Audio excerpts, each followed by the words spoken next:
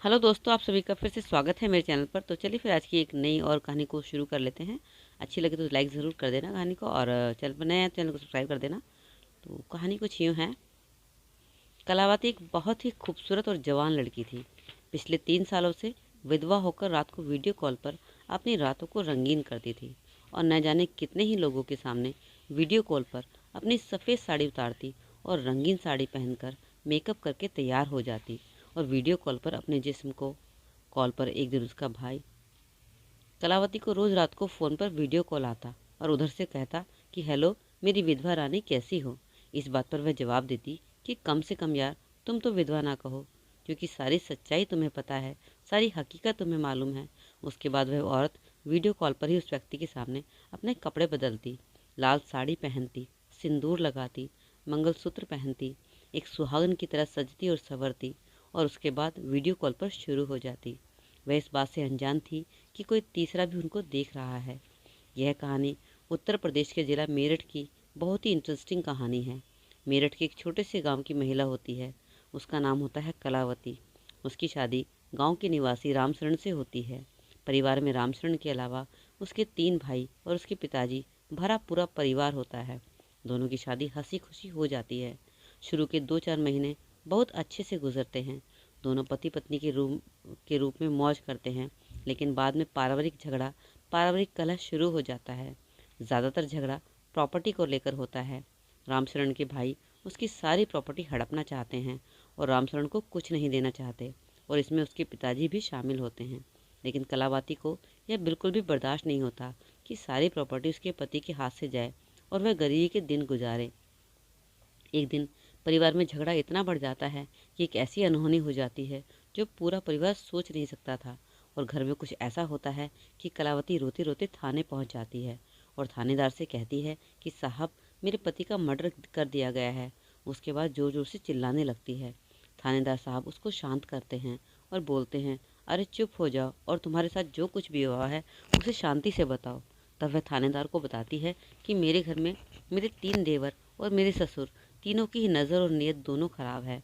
वह मेरे पति की सारी जायदाद हड़पना चाहते हैं, और जब मेरे पति ने उनसे इस बात पर सवाल जवाब किया तो उन्होंने उसका मर्डर करके पता नहीं उसकी लाश को कहाँ छुपा दिया है। और जिस तरह से वह कहानी बता रही थी, रो रो कर और तड़प तड़प कर, थानेदार उसकी बात पर विश्वास करता है और वह उसके साथ फ़ौरन इंक्वायरी करने के लिए निकल जाते हैं। पुलिस कलावती के साथ उसके गांव में पहुंचती है और उसके घर को जाकर घेर लेती है। चारों वहीं मौजूद होते हैं। पुलिस पूरे परिवार को अपने कब्जे में ले लेती है और उनसे पूछती है कि तुमने रामशरण की लाश को कहाँ छुपाया है। इस पर वह चारों कहते हैं कि साहब, हमने ऐसा कुछ भी नहीं किया है। हम अपने भाई को भला क्यों मारेंगे और क्यों उसकी लाश को छुपाएंगे। जिसने आपको ये रिपोर्ट लिखवाई है, आप उसी से पूछिए, शायद उसे कुछ पता हो, या उसी ने ही उसका मर्डर किया हो, उसे छुपा दिया हो। हम तो उसे खुद ढूंढ रहे हैं और परेशान हैं। लेकिन जब पुलिस कलावती की तरफ देखती है तो उसके मासूम चेहरे को देखकर लगता ही नहीं था कि वह ऐसा भी कर सकती है, किसी का मर्डर कर सकती है। इसलिए पुलिस ने शुरू से लेकर आखिरी तक उन चारों को ही शक के घेरे में लिया, और फिर उनके खिलाफ कार्रवाई करके उन्हें कोर्ट के सामने पेश करके उन्हें सज़ा दिलवा दी गई और जेल में डाल दिया गया। पुलिस अपनी आगे की कार्रवाई में लाश को ढूंढने में लग गई। इधर एक ही परिवार के 4 लोग जेल में बंद होते हैं, और उधर कलावती विधवा हो चुकी होती है। पूरा परिवार सदमे में होता है। उनके रिश्तेदार, आस पड़ोस के लोग भी सभी हैरान होते हैं कि आखिर रामशरण की लाश गई तो कहाँ गई और किसने उसे मारा। रामशरण के चाचा और चाची उनके साथ वाले घर में ही रहा करते थे। जब वे अपने परिवार से मिलने जेल में पहुंचे तो उनसे पूछा कि आखिर तुमने रामशरण को मारकर कहाँ छुपा दिया है। इस बात पर वह चारों दुखी हो जाते हैं और कहते हैं कि तुम ये बात कैसे कह सकते हो। भला हम अपने बेटे और भाई को मौत के घाट क्यों उतारेंगे। इसमें ज़रूर कहीं ना कहीं कलावती की ही साजिश है। कोई उस पर शक क्यों नहीं कर रहा है। उसने हमें फंसाया है। हम भी ये चाह रहे हैं कि कम से कम रामशरण की लाश मिल जाए और सच्चाई सबके सामने आ जाए। अभी इस बात को कुछ दिन ही गुजरे थे कि अजीब बात घर में हो रही थी। कुछ दिनों से कलावती न जाने रात को किससे फ़ोन पर बात करती थी। रामशरण की चाची ने कई बार उसकी आवाज़ रात के सन्नाटे में सुनी थी, क्योंकि गांव में इतनी शांति होती है कि एक घर की बात दूसरे घर में पहुंच ही जाती है। कलावती हमेशा रात के सन्नाटे में वीडियो कॉल पर बात किया करती थी, और यही उसकी बातें और आवाज़ आसपास के घरों में किसी न किसी तरह पहुंच जाती थी। यह बात पूरे गांव में फैल गई, क्योंकि ऐसी बातें छुपाई छुपती नहीं हैं, खासकर एक विधवा के बारे में। गांव वाले इस बात से हैरान थे कि आखिर ये औरत किससे रात दिन बात करती है। घर में कलावती के अलावा कोई नहीं था। जब रामचरण के आसपास वाले और परिवार वालों को यह बात खड़की तो उन्होंने जाकर जेल में उन चारों को बताना चाहा। तब रामचरण के चाचा और चाची उन लोगों से जेल में मिलने गए और बताया कि तुम्हारी बहू रात को किसी से वीडियो कॉल पर बात करती है। हम कई दिन से देख रहे हैं। घर में रहकर बहुत ऐश कर रही है। उसे किसी बात का गम नहीं है।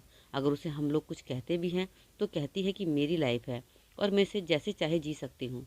तुम मुझे रोकने वाले कौन होते हो? इस पर रामचरण के पिताजी और उसके तीनों भाई रामचरण की चाची से कहने लगे कि तुम जाकर किसी तरीके से तहकीकात करो और पता करो कि वह किससे बात करती है। औरतें तो हर चीज़ का पता लगा सकती है।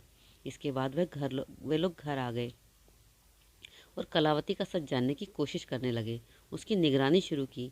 रामचरण की चाची ने एक दिन रात को चुपके से देखना चाहा कि आखिर कलावती किससे बात करती है, और वह खिड़की से उसके कमरे में झांकने लगी। और जब उसने कमरे में झांक कर देखा तो उसके पैरों तले ज़मीन ही निकल गई। कलावती ना जाने किससे फ़ोन पर वीडियो कॉल बात कर रही थी और उसने सफ़ेद रंग के कपड़े पहन रखे थे। लेकिन थोड़ी ही देर बाद बात करते करते उसने अपने सारे कपड़े उतार दिए और फिर एक लाल रंग का जोड़ा पहनकर खूब अच्छे से श्रृंगार किया, जैसे कि कोई नई नवेली दुल्हन करती है। और उसके बाद वह खूब जी भर के उस इंसान से बातें कर रही थी। रामचरण की चाची सुनीता देवी सुबह होने तक वहीं खड़ी रही और कलावती लगभग सुबह होने तक उस इंसान से वीडियो कॉल पर बातें करती रही और न जाने कैसी कैसी हरकतें करती रही। लेकिन सुनीता चाची यह नहीं देख पाई कि उधर वीडियो कॉल पर कौन है। उसे सिर्फ उसकी आवाज़ आ रही थी और वह भी बहुत धीमे धीमे। अब यह सिलसिला रोज़ होने लगा। सुनीता चाची रोज़ छुप कर देखने लगी कि आखिर कहाँ बात करती है और किससे बात करती है। उसके बाद सुनीता चाची फिर से थाने में जाती है और पुलिस वालों को बताती है कि जिस औरत का पति मर चुका हो वह कैसे ऐश कर रही है, रात दिन वीडियो कॉल पर बातें करती है, सच सवर के बातें करती है, दिन में विधवा का वेश धारण करके मासूम सी बनी होती है और रात होते ही वह एक नई नवेली दुल्हन के लिए तैयार हो जाती है, किसी से वीडियो कॉल पर बात करती है। पुलिस भी ये सब सुनकर हैरान थी कि ये सब क्या हो रहा है। रामचरण के पिताजी कहते हैं कि आप उसके खिलाफ जरूर कार्रवाई कीजिए, ज़रूर कुछ ना कुछ गड़बड़ है। आपने हमारे परिवार को बिना जुर्म के शक के दायरे में रखकर जेल में बंद कर दिया है। आप उसे बुलाकर पूछें कि आखिर वह रात दिन किससे बातें करती है। तब इस पर पुलिस वालों ने कलावती को अपने थाने में बुलाया और उससे पूछताछ शुरू की। पुलिस पूछती है कि तुम आधी रात को किससे फ़ोन पर बात करती हो, तो वह उल्टा पुलिस पर इल्ज़ाम लगाती है कि तुम क्यों एक भारतीय नारी पर यह सब गंदे गंदे इल्ज़ाम लगा रहे हो। मैं किसी से कोई बात नहीं करती हूँ और ना ही मेरा किसी से कोई संबंध है। मैं एक विधवा हूँ और अपने पर यह इल्ज़ाम बिल्कुल भी बर्दाश्त नहीं कर सकती। तुम मुझ पर लांछन लगा रहे हो। इस पर पुलिस वाले परेशान हो जाते हैं और उनके पास उसकी बात का विश्वास करने के अलावा और कोई रास्ता नहीं होता। इसी दौरान वह अपने एक बड़े इंस्पेक्टर से बात करते हैं। उसे सारी कहानी बताते हैं कि कैसे एक इंसान का मर्डर हो गया है, लेकिन उसकी लाश अभी तक बरामद नहीं हुई है। हमने शक के तौर पर उसके परिवार को गिरफ्तार कर लिया है, लेकिन उसकी बीवी के बारे में हमें कुछ इस तरह की इन्फॉर्मेशन मिली है कि ना जाने वह रात दिन किससे फ़ोन पर बात करती है। तब उधर से ऑफिसर बोलते हैं कि तुम कलावती का नंबर ट्रैकिंग पर लगाओ और इंक्वायरी करो कि वह किस नंबर से और किससे बात करती है और कौन सी स्टेट से बात करती है। और जब पुलिस ने इस फ़ोन की ट्रैकिंग की तो जो पता लगाया उससे एक बहुत ही चौंकाने वाला खुलासा हुआ, क्योंकि वह आदमी एक गुजराती आदमी है जो गुजरात में रहकर बात करता है। पुलिस ने गुजरात पहुंचने की कोशिश की और यह पता लगाने की कि यह आदमी कौन है। पुलिस गुजरात पहुंचती है तो पुलिस के पैरों तले ज़मीन ही निकल जाती है। पुलिस इस आदमी के चेहरे को देखकर हैरान हो जाती है, क्योंकि वह और कोई नहीं, मरा हुआ रामशरण था, जिसकी हत्या के जुर्म में उसके परिवार वाले जेल की सज़ा काट रहे थे। वह जिंदा था। पुलिस सबको देखकर बड़ी हैरान होती है। पुलिस उसको पकड़कर उसके गांव ले जाती है। गांव वाले जब उसको देखते हैं तो सब हैरान रह जाते हैं। उसमें कुछ लोग उसे भूत कहते हैं तो कुछ लोग बहुत डर जाते हैं कि आखिर ऐसा कैसे हो सकता है, एक मरा हुआ इंसान कैसे जिंदा वापस आ सकता है। गांव वालों को बड़ी हैरानी होती है कि जिसकी हत्या के केस में उसके परिवार वाले जेल में हैं और उसकी पत्नी 3 साल से ऐश की ज़िंदगी गुजार रही है, वह इंसान जिंदा है। इसने अपनी पत्नी को बहुत बड़ा धोखा दिया और उधर इसकी पत्नी भी सब परिवार वालों को धोखा देकर न जाने कहाँ रंगरंगलियाँ मना रही है। जब पुलिस कलावती और रामशरण से सख्ती से पूछताछ करती है तो वे दोनों एक बहुत ही चौंकाने वाला खुलासा करते हैं। रामचरण बताता है कि मेरी पत्नी ने ये पूरा प्लान बनाया था और बहुत सारी प्रॉपर्टी अपने नाम करवाना चाहती थी। वह चाहती थी कि मेरे भाइयों को कुछ ना मिले, इसलिए उसने एक ऐसा प्लान बनाया जिससे सांप भी मर जाए और लाठी भी ना टूटे। इसलिए सारी प्रॉपर्टी हड़पने के लिए हमने ये प्लान बनाया था। हमने ये चाल चली थी, लेकिन प्लान बनाते समय उन्होंने यह नहीं सोचा था कि वह कब तक दुनिया की नज़रों से छुपेंगे, और अगर उन्हें प्रॉपर्टी मिल भी जाती तो भी रामचरण वापस अपने गांव कैसे आता, या फिर कलावती उसे कैसे मिलती। जब पुलिस वालों ने कलावती से पूछा कि तुम अपने पति से रोज़ फ़ोन पर बातें क्यों किया करती थी, तुम्हें डर नहीं लगा कि तुम पकड़ी जाओगी, तो उसने बताया कि मैं अपने पति से रात को बात किया करती थी और यह सब मैंने इसलिए किया था ताकि मेरा पति गुजरात में रहकर किसी दूसरी औरत के चक्कर में ना आ जाए, उसका मन ना भटके। इसलिए मैं रोज़ रात को उसको वीडियो कॉल पर सच सवर कर बात किया करती थी, ताकि वह इतनी दूर रहकर मेरे अलावा किसी और से संबंध ना बना ले। मैं उसका ध्यान अपनी तरफ खींचे रहना चाहती थी, ताकि वह रोज़ मुझसे जुड़ा रहे तो उसका ध्यान कहीं और नहीं जाएगा। उसको दिखाने के लिए ही मैं मौजूद हूँ कि मैं तुम्हारी पत्नी हूँ, गलती से भी तुम्हारी ज़िंदगी में कोई और ना आए, इसलिए सब करती थी। उनकी कहानी सुनकर सभी लोग हैरान थे। पुलिस ने दोनों को पकड़ लिया और हिरासत में ले लिया। उसके परिवार वालों को बाइज्जत बरी कर दिया गया। दोस्तों, लोग प्रॉपर्टी के लिए कैसे अपने परिवार की जान से तक खेल जाते हैं। उनके साथ बुरा करने से भी नहीं पीछे हटते। उन्हें सिर्फ अपने स्वार्थ से मतलब होता है। रिश्ते नाते उनके लिए कुछ मायने नहीं रखते। आज का समाज कुछ ऐसा ही हो गया है। परिवार में प्रॉपर्टी को लेकर भाई भाई को मार देता है। आज की दुनिया में रिश्ते ख़त्म होते जा रहे हैं और स्वार्थ बढ़ता जा रहा है।